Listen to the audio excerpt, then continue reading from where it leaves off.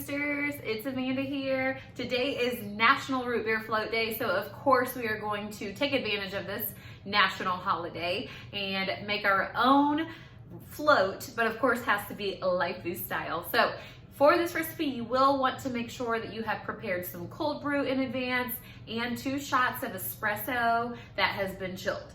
So go ahead and get those ingredients ready, and then let's get this started. Okay, so you guys remember those caramel celebration Lifeboost ice cubes that we made the other day? We are going to use those today in our float.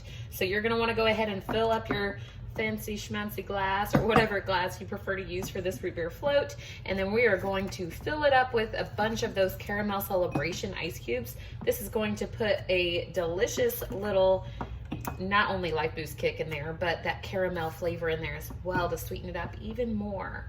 I'm so excited. So we're gonna fill that glass up. You can use more or less depending upon what you would like. We're gonna go ahead and fill that glass just a little bit with some of our cold brew. This is our biotics brew, mind you. I have that ready, so that's what I'm gonna use. Maybe about halfway. Then we're gonna go ahead and use some club soda. So this is what we're going to use to give it that bubbly flavor to it. Of course, if you would like to use like, a root beer, that's completely up to you. I'm just gonna use a little bit of club soda because I want to just taste our Lifeboost. All right.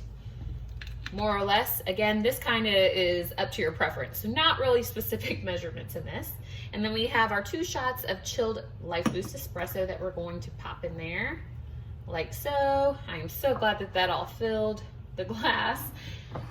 I did not measure. And then of course your favorite ice cream to top it off because this is a float.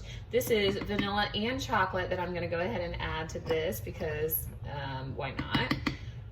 All right, and of course this is the time that you can either mix this into your cold brew and espresso, or you can just allow it to sit on top, either or. And then you're just gonna add a straw and enjoy. Thanks for watching, and as always, if you try this recipe, please let us know what you think, and happy National Root Beer Float Day.